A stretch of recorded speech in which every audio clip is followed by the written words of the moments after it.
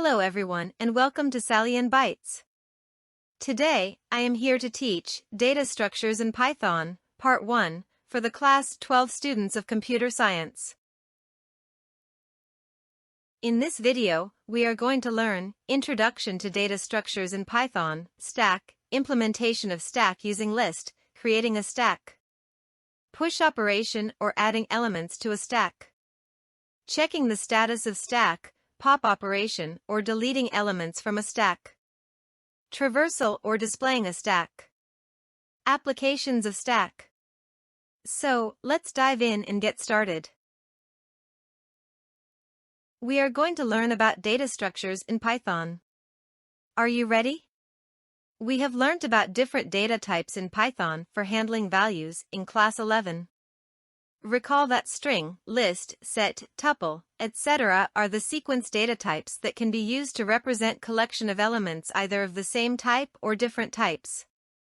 Multiple data elements are grouped in a particular way for faster accessibility and efficient storage of data. That is why we have used different data types in Python for storing data values. Such grouping is referred as a data structure. So now, look at the introduction of data structures in Python. Definition. A data structure is a fundamental concept in computer science that defines a specific way to organize and store data efficiently in a computer's memory or storage system. Purpose.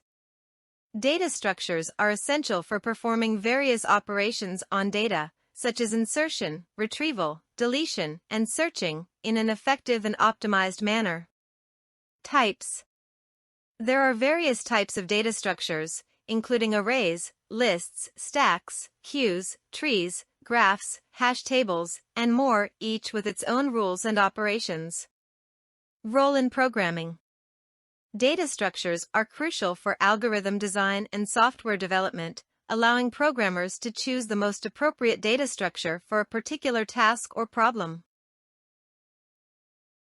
How data structures varies from data type in Python.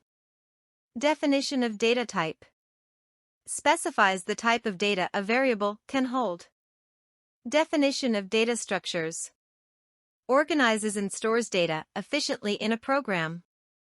Homogeneity. In data type, homogeneous, variables of the same type store the same kind of data.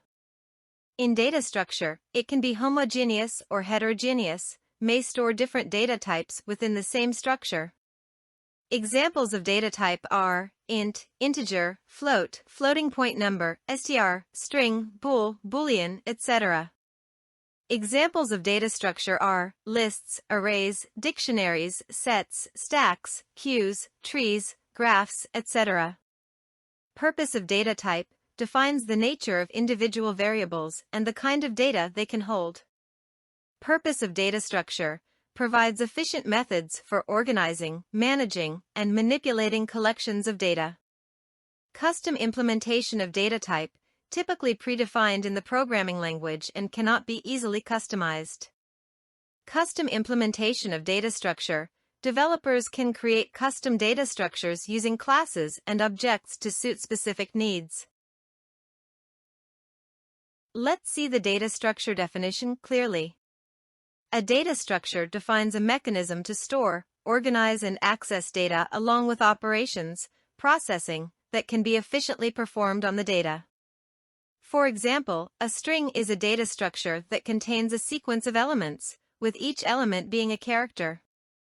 In contrast, a list is a sequence data structure where each element may have different data types.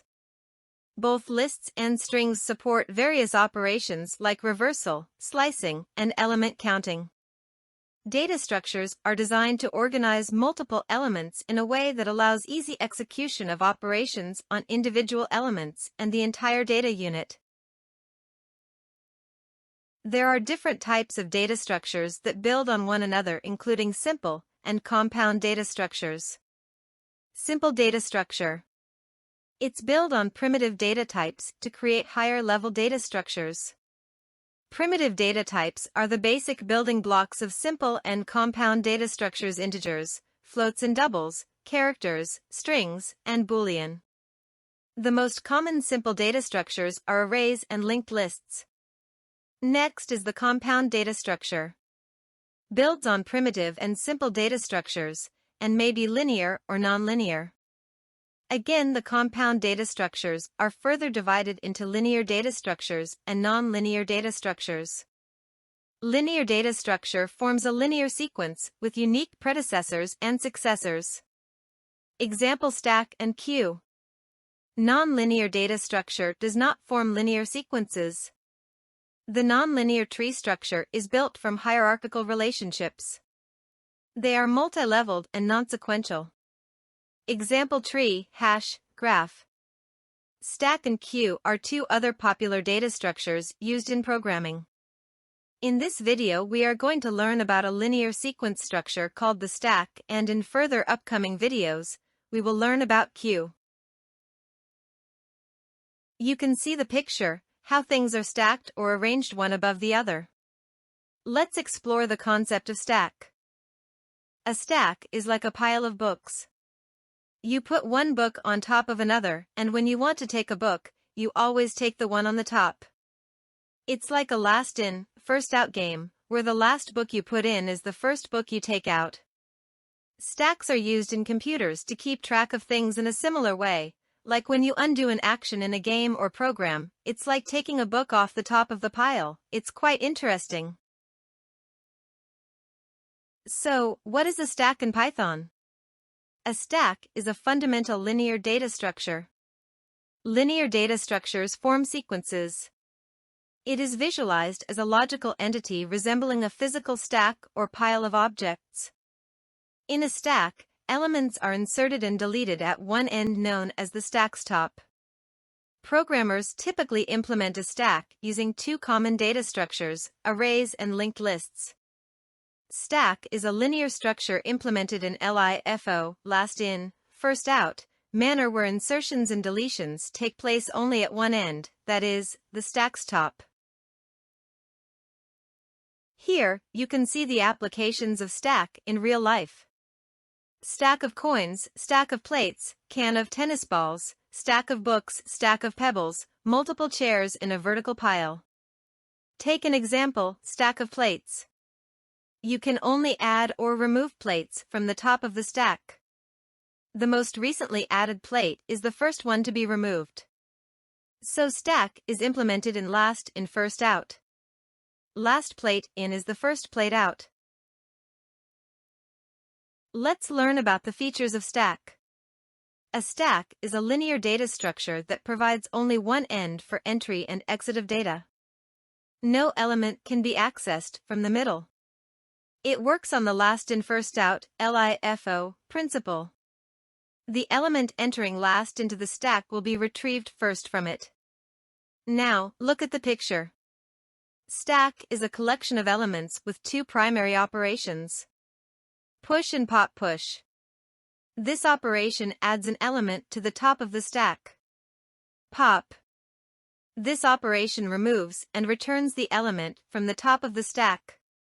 An insertion in a stack is called pushing. A deletion in a stack is called popping. Top is the variable that points to the top of the stack. Let's discuss about the stack operations using push and pop operations. To perform push and pop, we need to declare a variable that points to the top of the stack, that is top, and acts as a storage location or a container to store elements of the stack. Now look at the step 1 picture. Top variable is empty as the stack remains empty. In step 2, an element, bottom, is pushed or inserted or added on top of the stack. You can see in step 2, the top variable points to bottom element. In step 3, an element, D, is pushed or inserted or added on top of the stack. You can see in step 3, the top variable points to D element. And D element is above the bottom element. In step 4, an element, C, is pushed or inserted or added on top of the stack. You can see in step 4, the top variable points to C element. And C element is above the D element. In step 5, an element, B, is pushed or inserted or added on top of the stack. You can see in step 5, the top variable points to B element, and B element is above the C element. In step 6, an element, A, is pushed or inserted or added on top of the stack. You can see in step 6, the top variable points to A element, and A element is above the B element. Now, it's time for the pop operation. In step 7, A element is deleted or removed from the top of the stack. Now, the top points to B element. In step 8, B element is deleted or removed from the top of the stack. Now, the top points to C element. In step 9, C element is deleted or removed from the top of the stack. Now, the top points to D element. In step 10, D element is deleted or removed from the top of the stack. Now, the top points to bottom element. In step 11, bottom element is deleted or removed from the top of the stack. Now, the top points to none. Stack is empty again. You did it. From these operations of push and pop, you can see the two stack operations are performed through the top elements are inserted as well as deleted from the top only. The stack is a dynamic data structure as it grows, with increase in number of elements, or shrinks, with a decrease in the number of elements. A static data structure, on the other hand, is one that has a fixed size. Implementation of stack using list in Python is the easiest of all programming languages. The basic operations performed on the stack are creating a stack, push operation, adding elements to a stack, checking the status of stack, pop operation, deleting elements from a stack, and traversal, displaying a stack. Let's discuss one by one in detail. Let's learn how to create a stack. Python provides a built-in data structure called a list, which is flexible and can hold a variable number of elements of different types. Lists in Python are implemented in memory, and they can store a mix of different data types. To create an empty stack in Python using a list, you can simply use the built-in list function or square brackets to initialize an empty list. Syntax is stack equals list function, which represents an empty stack list. Here, stack is a variable of list type and is created using list function. Or it can be written as stack equals empty square brackets, which also represents an empty stack list. Here, stack variable is created by assigning an empty pair of square brackets. Like lists, in order to access the elements in a stack, index values are used. Thus, the first element in the stack will be stack 0, the second will be stack 1, and so on. Unlike lists, random access is not allowed for the objects contained in the stack. Let's discuss about the push operation or adding elements to a stack. Push elements onto the stack, adding or inserting a new element to the stack list is called push operation. To add elements to the stack, use the append method of the list. Pushing an element onto the stack means adding it to the end of the list. Syntax is stack.append of x. Here, x is the element to be inserted into the stack and is inserted at the end of the list implemented as a stack. If stack is empty list, it simply appends this first element to the stack. Note: attempts to insert an element into a full stack, that is, top equals n-1, where n is the size of the stack, is called the stack overflow. Algorithm for push operation. The steps to be performed for carrying out the push operation on the stack are as follows. Step 1. Start. This step marks the beginning of the algorithm. Next, to initialize an empty stack using a list in Python. Step 2. Stack equals list function or stack equals empty square bracket. Next, to input the value to be added to the stack from the user. Step 3. Element equals input of, enter the value to be added in the stack. We come to the main steps now. Append the entered element to the top of the stack. Step 4. Stack.append of element. Next, the element has been successfully pushed onto the stack, and the stack now contains the user input element at its top. Step 5. End. This step marks the end of the algorithm. While we perform push operation into the stack, we push the element onto the stack using append function. To use stack efficiently, we need to check the status of stack as well. So, the following functions are added to stack. Peek operation. The peek operation allows you to examine the top element of the stack without removing it. It's useful for inspecting the top element before making decisions based on its value. It will throw an exception if the stack is empty or null. Overflow. Overflow occurs when you attempt to push an element onto a stack that is already full, relevant in fixed-size stacks. In Python using lists, overflow is typically not a concern because lists can dynamically resize to accommodate elements. Underflow. Underflow occurs when you try to pop an element from an empty stack. It represents an attempt to remove an element from a stack that has no elements. To avoid underflow in Python, check whether the stack is empty before attempting a pop operation and handle it gracefully to prevent errors. Algorithm to display top elements without deleting it using peek function. Steps to count the total number of elements in a stack and handle underflow conditions. Step 1. Start. This step marks the beginning of the algorithm. Step 2. Count the total number of elements in the stack by using the len function and store the result in st_len. Step 3. Check if st_len is empty, indicating an empty stack. Handle underflow condition, example, return an error message. Go to step 5, it exits the program. Step 4. If the stack is not empty, calculate the index of the top element, last element in the stack, and store it in top. Print the value of top if needed. Step 5. End. This step marks the end of the algorithm. Let's recall. The algorithm starts by counting the total number of elements in the stack using len function. It then checks if the stack is empty, underflow, and handles the underflow condition by printing a message or taking other appropriate actions.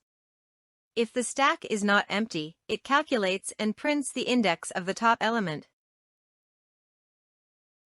Algorithm to check if stack is empty. To count the total number of elements in a stack and handle the underflow condition if the stack is empty. Step 1. Start. This step marks the beginning of the algorithm. Step 2. Count the total number of elements in the stack by using the len function and store the result in st_len. Step 3. Check if st_len is 0, indicating an empty stack. Handle underflow condition, example, return an error message. Step 4. End. This step marks the end of the algorithm. Let's recall. The algorithm starts by counting the total number of elements in the stack using len function. It then checks if the stack is empty, underflow, and handles the underflow condition by printing a message. Pop operation or deleting elements from a stack. Pop operation refers to the process of removing the top element from a stack. Syntax is stack.pop function. Here, the function pop function removes the last element which is on the top of the stack. It also returns the popped or deleted elements from the list. Note: in order to delete an element from the stack, no subscript or index value is required to be passed to the function pop. If the user tries to delete an element from the empty stack, it is called underflow of stack. Let's see a basic algorithm for performing the pop operation on a stack and handling cases where the stack is empty. That is, an algorithm to delete an element from a stack. Step 1. Start. This step marks the beginning of the algorithm. Step 2. st_len equals len of stack. Calculate the total number of elements in the stack and store it in the variable st_len. Step 3. If st_len equals empty square brackets, or if not stack, or if not len of stack. This step checks if the stack is empty using various methods. First method, st_len equals empty square brackets. Here it compares st_len to an empty list to check for an empty stack. Second method, if not stack, here it checks if the stack itself evaluates to false, which would work correctly if stack is an empty list. Third method, if not len of stack. Here it checks if the length of the stack is 0, which is a valid way to check for an empty stack. Step 4. Element equals stack.pop function. If the stack is not empty, this step removes the last element, top element, from the stack using the pop method and stores it in the variable element. Step 5. Print element. Print the element that was removed from the stack in the previous step. Step 6. End. This step marks the end of the algorithm.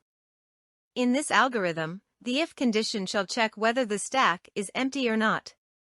In case of non-empty stack only, the element shall be removed from the stack using the built-in function pop function that removes the last element.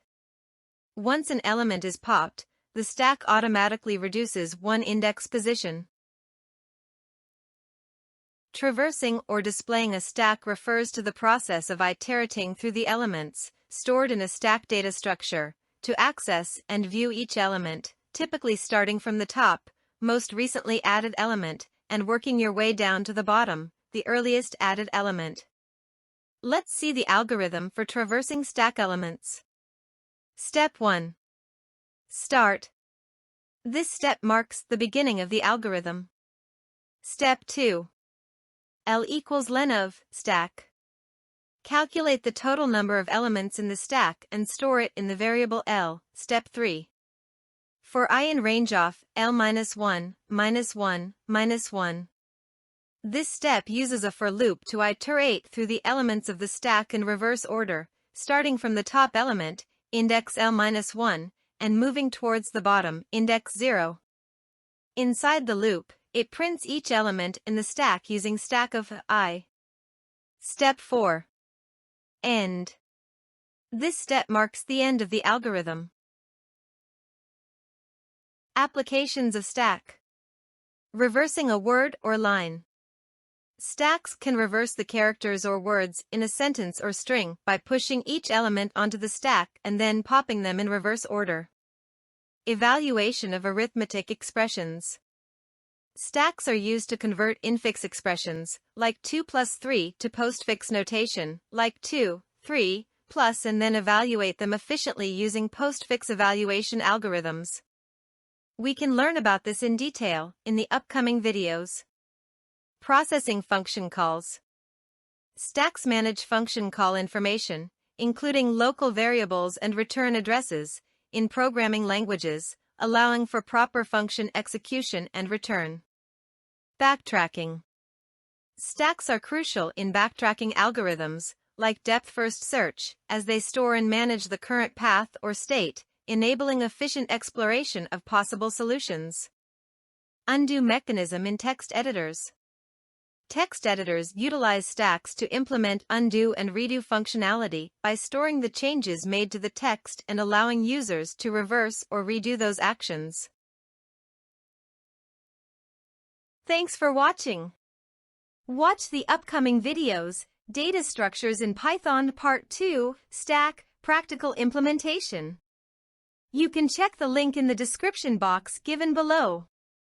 Please subscribe if you are new to my Sally and Bytes YouTube channel to stay updated with engaging content and never miss out on my latest videos. And don't forget to give this video a thumbs up.